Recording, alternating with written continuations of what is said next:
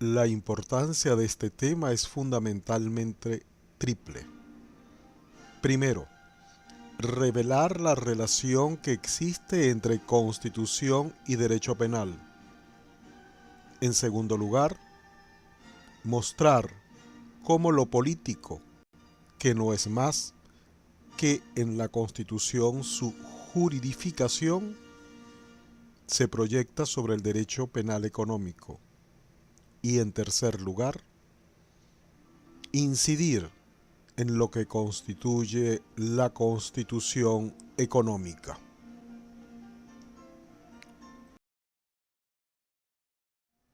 El contenido material del derecho penal económico está estrechamente vinculado, y para algunos determinados, por las decisiones políticas que se adopten desde el poder, de tal manera que la esfera de la actividad política, de la cual la política económica es uno de sus aspectos, es decisiva para entender, analizar o criticar el contenido del derecho penal económico, de su legislación o de su valoración o significación. El derecho penal guarda una estrecha relación con la Constitución. En primer término, porque halla en la Constitución los límites de su ejercicio. En segundo término, porque la Constitución, de acuerdo a un amplio sector de la doctrina, le brinda al derecho penal el contenido de los bienes jurídicos que el derecho penal se encarga de tutelar o proteger. Y, por otra parte, la Constitución establece un conjunto de principios, valores, derechos y garantías que guardan estrecha relación con el derecho penal, bien porque le brinden un marco de significación o bien porque encuentre en ellos su fundamentación.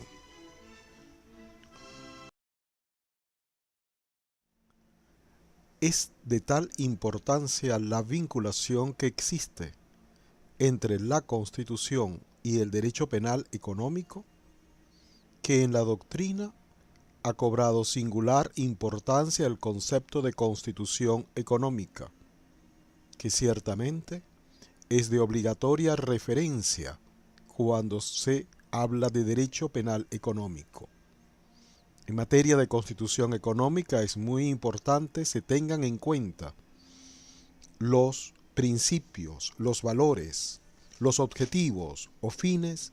así como las reglas que en la definición de Constitución económica se hayan de considerar. No se trata, por lo tanto, de una simple reiteración literal de definiciones, sino que es decisivo que en la misma se encuentren cuáles son los elementos que la estructuran a fin de poder relacionar tal definición con la constitución económica concreta de que se trate. Este punto será debidamente ampliado en la exposición atinente al tema de investigación. Dentro de la evolución jurídico-constitucional venezolana en materia socioeconómica, son de fundamental importancia las constituciones de 1947 y 1961. En primer término, se considera la del año 47, que resultó de una asamblea constituyente presidida por Andrés Eloy Blanco y que fue resultado del golpe de Estado llamado Revolución de Octubre, que derrocó al gobierno de Isaías Medina Angarita. La constitución que sucede al golpe de Estado producido contra el gobierno de Rómulo Gallegos es también de ser considerada, por cuanto de su análisis podrá derivarse si, bajo el régimen dictatorial bajo el cual fue inspirada, representa o no representa un punto de vista distinto a lo mantenido en las constituciones precedentes, específicamente respecto a la de 1947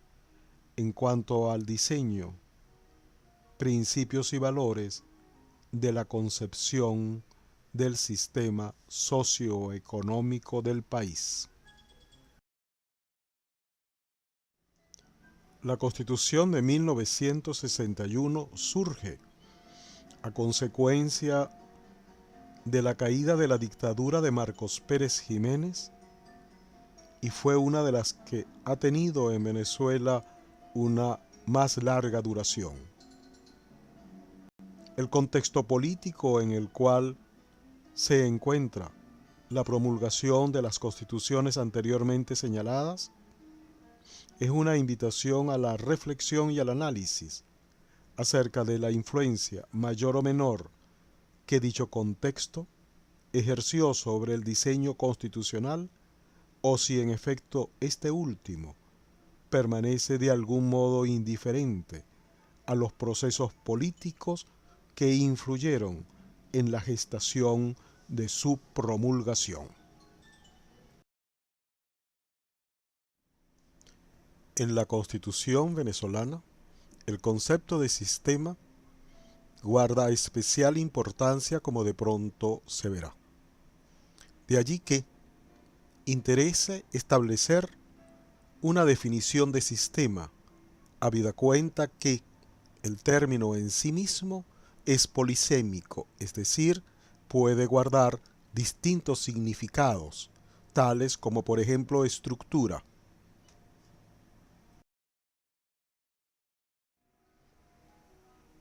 En aras de procurar una definición del concepto,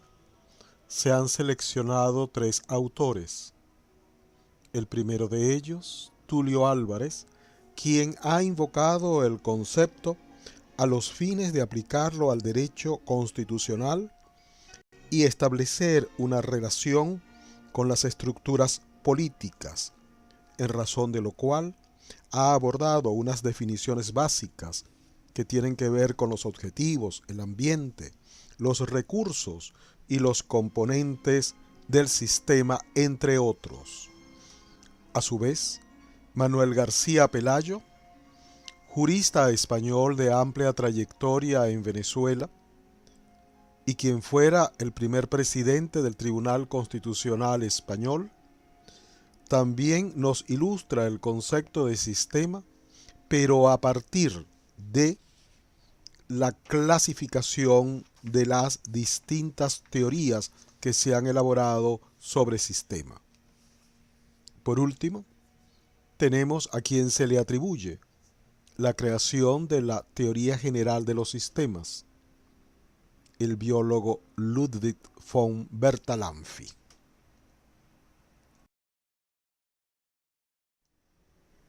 En el caso de von Bertalanffy es importante tener en cuenta que el sistema resulta definido por la interacción de los elementos que lo componen, es decir, por las relaciones que entre ellos se suscitan y la posición que dichos elementos asumen en virtud de ese tipo de relaciones o de interacciones. Así, por ejemplo, tenemos que si consideramos la primera imagen colocada a mano derecha como un sistema, hay fundamentalmente 3 elementos: el ave, la rama y las flores. Puede haber entre ellos una relación estática o dinámica. Y por supuesto, el sistema cambiaría según se relacione el ave, sea con la rama o sea con las flores. La Constitución puede ser vista, es decir, considerada, desde distintos puntos de clasificación, más allá de aquellos que tradicionalmente se ubican en los manuales y textos sobre la materia. Así, por ejemplo, puede ser considerado como un texto discursivo. También puede ser considerada como ideología. Del mismo modo, también puede ser vista como exponente de la pirámide kelseniana, de general aceptación en la doctrina y didáctica jurídica. Aún siendo considerada la Constitución como elemento o exponente de la pirámide jurídica, es preciso encontrar entonces cuáles son las ideas fundamentales que en la misma se anidan o se encuentran. En este análisis interesa fundamentalmente analizar la importancia o relevancia que tiene el concepto y el término de sistema dentro de la Constitución y su vinculación con el orden jurídico penal económico. 237 veces aparece la palabra sistema dentro del discurso constitucional y son fundamentalmente tres los sistemas a los que alude la Constitución: el socioeconómico, que es el objeto fundamental del presente desarrollo; el de justicia y el penitenciario, aun cuando este último no aparece titulando título o capítulo del texto constitucional. Pero no hay ninguna duda que la Constitución lo inserta dentro de la terminología del sistema. El análisis de los sistemas no solo se refiere a sus elementos internos, sino también a sus elementos externos o contexto. Inspirado en esta metodología, puede abordarse la Constitución venezolana vigente desde un punto de vista interno, apelando en primer lugar a la propia terminología utilizada de sistema socioeconómico y a la interrogante que de dicho sintagma surge acerca de si en efecto se trata de una unidad conceptual o si entre dichos términos existe algún tipo de jerarquía o de condición prioritaria, o si por el contrario se plantea un conflicto entre ellos solapado solo de manera verbal. En el texto constitucional, objeto de un análisis interno,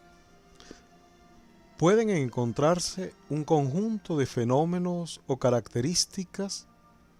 que contribuyen a su mejor análisis y comprensión. Uno de ellos es la profusión de términos, la exuberancia terminológica, como por ejemplo la que se encuentra en el artículo 299, en la cual resulta difícil descubrir las ideas centrales, las diferencias entre fines y medios. Por otra parte, la planificación emerge como el instrumento común y fundamental del logro de los fines de la propia Constitución y de los objetivos que persigue, como se determina en el mencionado artículo 299. Igualmente es importante considerar la permanente evocación antropológica y ancestral que aparece tanto en la exposición de motivos como en el preámbulo de la Constitución, lo cual expresa un sentimiento, por llamarlo de este modo, de evocación y de vinculación con un pasado que no necesariamente da respuesta y solución a los problemas de la sociedad actual, ni mucho menos a los retos o desafíos que presenta la actividad económica en el presente momento. No obstante las enormes dificultades que ofrece el texto constitucional,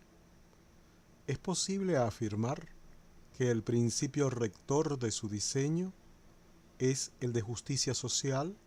sustentada en la idea de planificación. Es importante también tener en cuenta que la Constitución,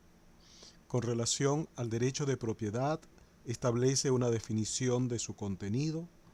mantiene la figura de la expropiación como una garantía al derecho de propiedad y, por otra parte, dilata o extiende el concepto y contenido de la propiedad pública. En cuanto al derecho a la libertad económica, que también consagra el texto constitucional, está sujeto a una serie de garantías cuyo alcance, sentido y naturaleza debe ser lo suficientemente analizada a los fines de determinar cuál es, en efecto, la relación limitante o extensiva que dichas garantías representan respecto a la esfera de la libertad que se conoce como libertad económica.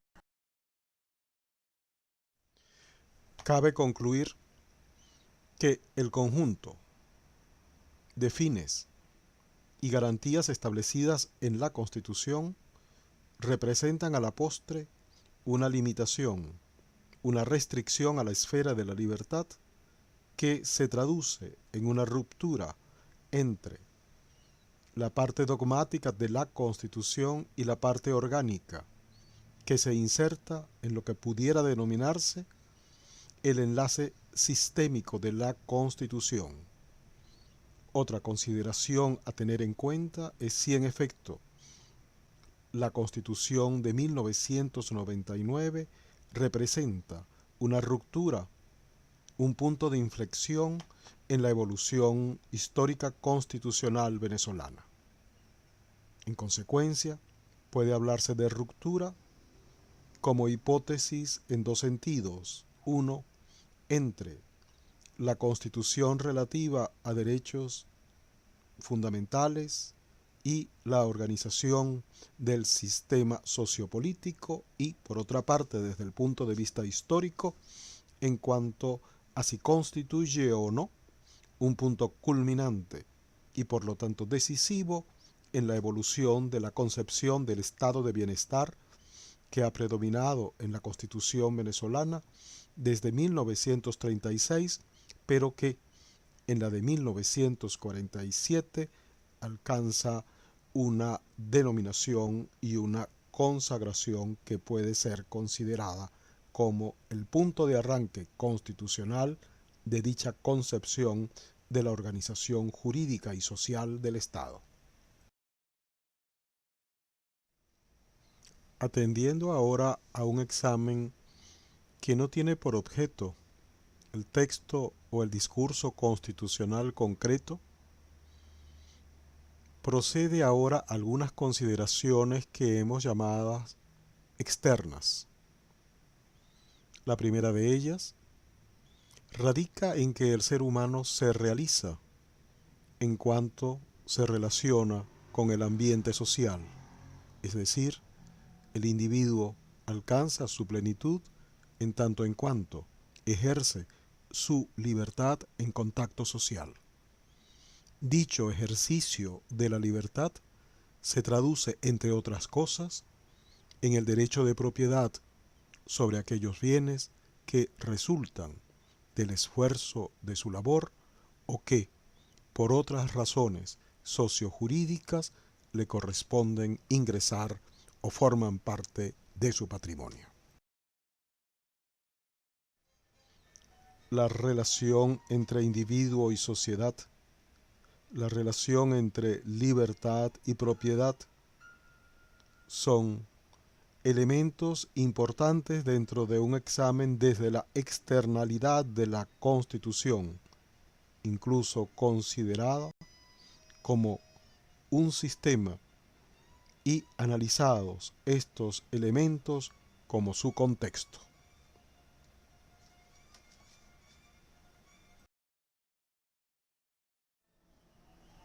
Históricamente hablando, conceptos tales como justicia social y función social, que contienen una innegable fuerza emotiva, han constituido restricciones a la esfera de la libertad individual. Lo cierto es que está históricamente demostrado que cada vez que el ser humano se subordina a conceptos abstractos, tales como Estado, nación, clase social y otras, al final el resultado no ha favorecido la realización existencial de los seres humanos, ni mucho menos el alcance de su felicidad. Por otro lado, es muy importante tener en cuenta que al privar al individuo del espacio de su libertad individual, se le priva a sí mismo del sentido de responsabilidad, por lo que un sujeto privado de libertad o restringido de la misma en términos inaceptables para la realización de su plan de autonomía individual o de su plan existencial, abre las compuertas a todo tipo de autoritarismo y de totalitarismo. Por otra parte, si bien es cierto que existen normas vinculadas a la actividad económica en los distintos modelos o sistemas económicos, lo cierto es que cuando dicha regulación constitucional se fundamenta en una relación desigual y no compensada entre el Estado y el individuo, entonces el primero asume la promoción del bienestar del individuo y por ello lo llega a sustituir en el diseño y realización de su plan existencial y de las decisiones que le corresponden como sujeto libre y autónomo. Es por ello que, en efecto, cuando se produce una interferencia en la relación entre el individuo, su esfera de libertad, y la propiedad, su esfera de realización de la libertad económica, es muy importante tener en consideración el alcance y significado de dicha interferencia a los fines de determinar si en efecto nos encontramos ante una regulación jurídica totalitaria o autoritaria, o si por el contrario dicha interferencia se encuentra limitada por el respeto a los derechos fundamentales y libertad del individuo. Se puede abordar el diseño del sistema socioeconómico constitucional venezolano fundamentalmente desde dos puntos de vista. Uno, que se limite a la descripción de ese diseño, y otro que apunte a que efectivamente dicho diseño corresponde a una determinada concepción. En el primer caso, nos encontramos con la obra de la doctora Hildegard Rondón de Sansó. En el segundo caso, nos encontramos con otros autores representativos de la doctrina venezolana. Tres autores nacionales aparecen mencionados en cuanto a representativos de la doctrina venezolana en la materia del sistema socioeconómico venezolano y su relación con la economía social de mercado. Ellos son José Peña Solís, José Herrera Arellana y José Ignacio Hernández. Los mencionados autores sostienen que en efecto nuestra Constitución acoge la economía social de mercado en el diseño del sistema socioeconómico. La tesis contraria ha sido sustentada por el profesor José Valentín González. En su opinión, la Constitución venezolana acoge una suerte de socialismo petrolero desde el momento en que asume la propiedad absoluta y excluyente de la fuente principal de riqueza del país.